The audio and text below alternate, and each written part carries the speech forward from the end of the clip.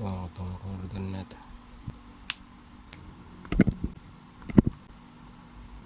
Pag namamatay yung patay pa rin, may diferensya na yung board.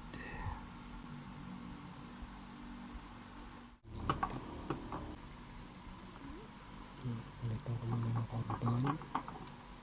Baka sa cordon problema eh.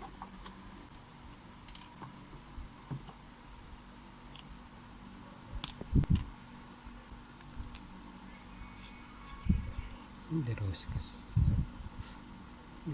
siya. Galing. Ayan, galing muna natin ito. Pag gumana siya ng maayos, sa cordon ng problema.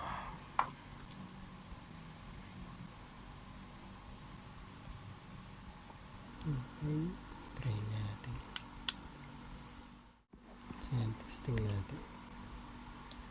Pag namatay pa siya.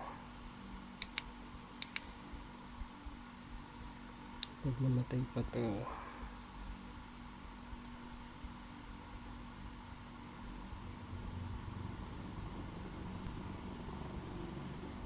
kaso wala yung isang pang nasa dun sa circuit nun kung ano, kung sakaling maging okay.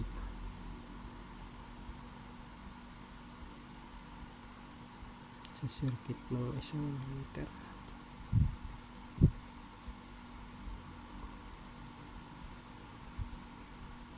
Mag-iinit naman siya.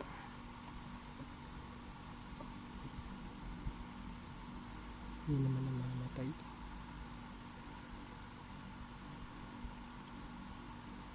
Ito na lang din ano yun.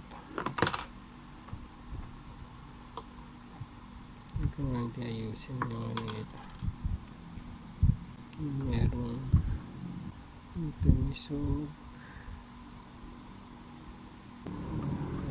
Disconnection. Kaso nagsabi. Something dito. Kung mag-lose connection.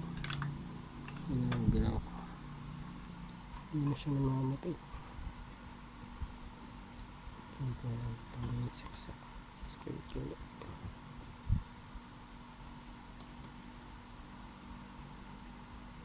Kaya saglit lang patay agad.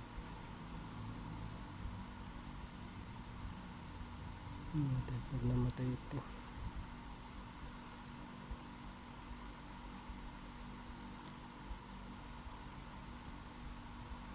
Pag hindi, baka sa cord lang talaga.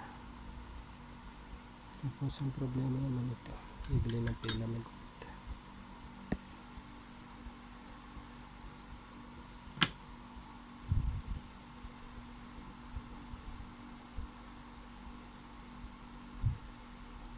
Hindi namamatay.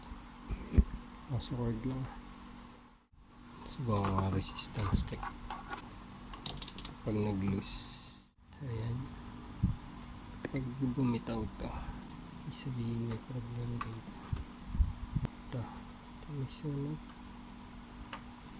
So okay ito. Tumataas yung resistance. Tumataas. Sabihin nagkakaroon ng konting hindi yung konti na connection.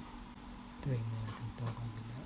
Kung dito yun, wala isa. Yun na, natuluyan na yata. Natuluyan na. Yun na, natuluyan. So sa cord lang ito yun, naglulus. Saan kaya naglulus? Hindi rin ako ganda rito. So possible dito.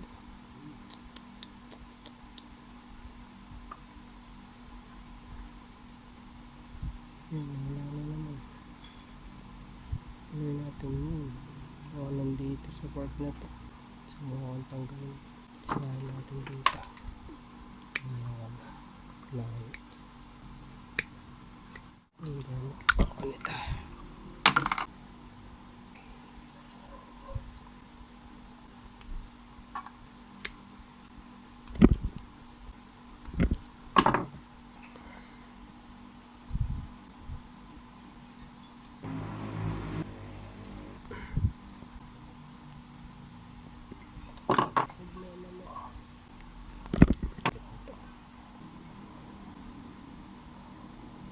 Testing ko lang.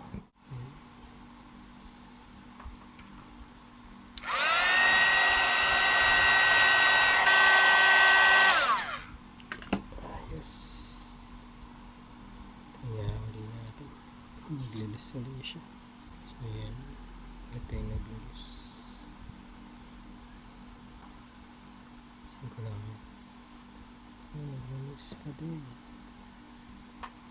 Naglilus pa din siya. May iba pa. May iba pang problema. Isang pa ang pinaka-naglilus nito. Saan may problema na?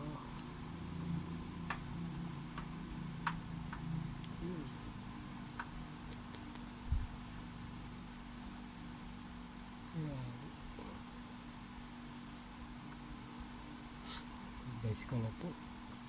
Palitan na ng wira. Pero mapag na siguro yung mga wira niya. Hindi harap magano kasi hirap mga wala kung saan. Hirap mga wala kung saan. Yung total. Bilang ko na lang yung mayari nito.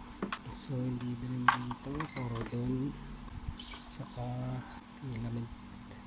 Test talaga ko nga yung ano nito.